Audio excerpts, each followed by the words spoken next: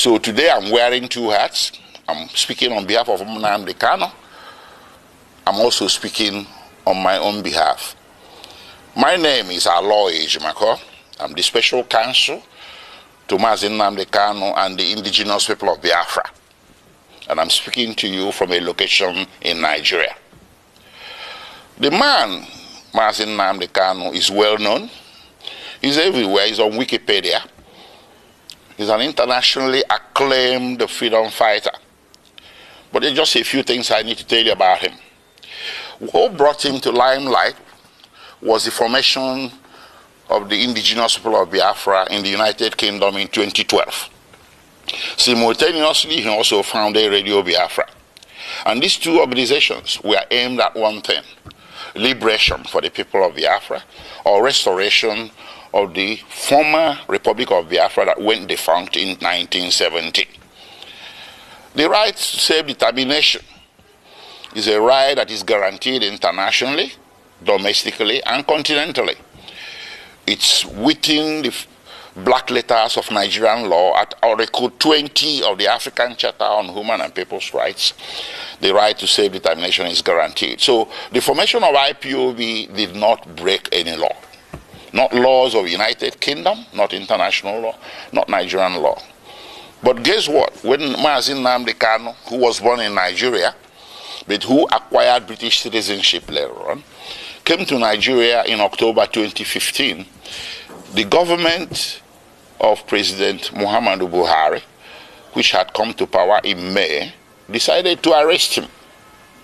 He was not arrested between 2012 and 2015 because the government of the day at that time understood that self-determination is not a crime. But the government that came into power in 2015 in May decided that self-determination is going to be treated as a criminal activity. So he was arrested in Lagos. He was charged for treason, also for insulting the president and illegal importation of ready equipment. 3 charges. The treason one, they split it into 2, treason by himself and treason by conspiracy. This thing went on from 2015 until April 2017, when he was eventually granted bail. So he was detained for nearly 18 months. After granting him bail, he returned to his ancestral home in the southeastern part of Nigeria, and he was enjoying his bail when suddenly,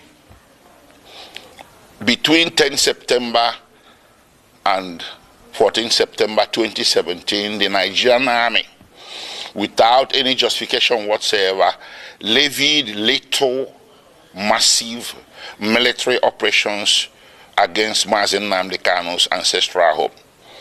That day, he was sitting at home with so many people, his family members, including his 2 elderly parents.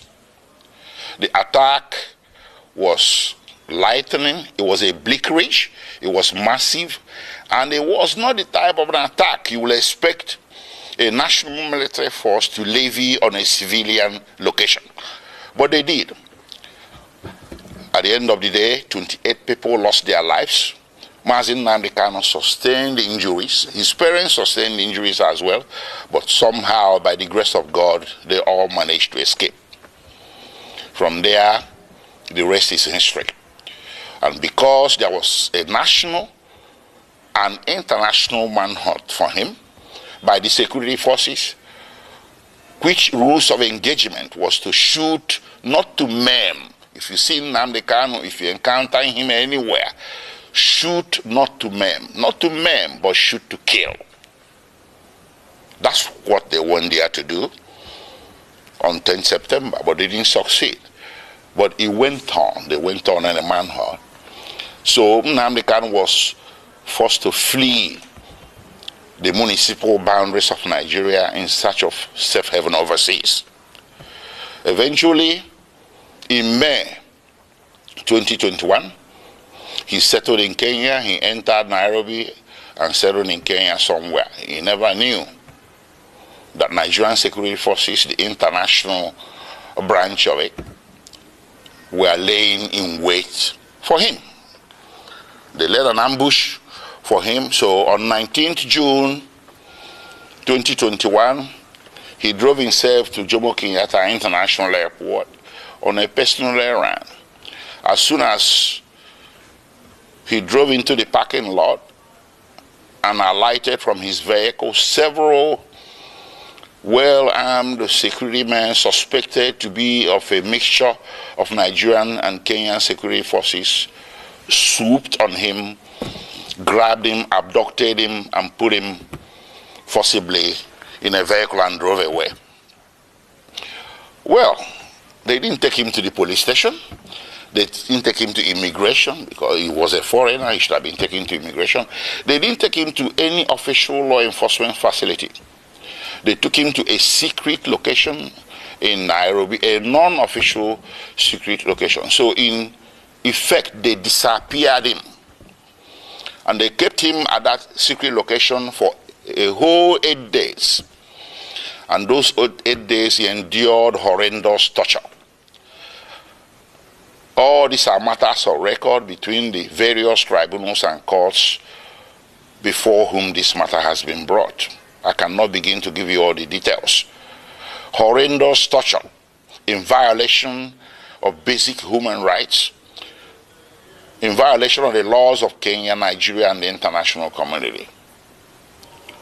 When Nnamdi Kanu was abducted on 19th June 2021, the proper thing that should have been done is to take him to a police station, from there to a court. And then if you wanted him back in Nigeria, you subject him to what is called extradition proceedings. This is a basic tenet of the law that you see in the laws of any nation. Kenya has an extradition act to which MaziNnamdiKanu should have been subjected. But guess what? They didn't do that. They rather disappeared him for 8 days, tortured him to their heart's content. And on 27th June, they secretly brought him out from this location and took him through the back doors, evading Kenyan immigration, direct to the tarmac of Jomo Kenyatta International Airport, Nairobi, where a private plane was waiting. They bundled him into the plane, chained him to the chair, and everything. He endured 5-6 hours flight from Nairobi to Kenya in the most excruciating circumstances. They arrived in Nigeria late in the evening and the plane flew back to Nairobi. They took him to the headquarters of the National Intelligence Agency in Abuja, where he spent the first night with all the lights left on to assure his maximum discomfort.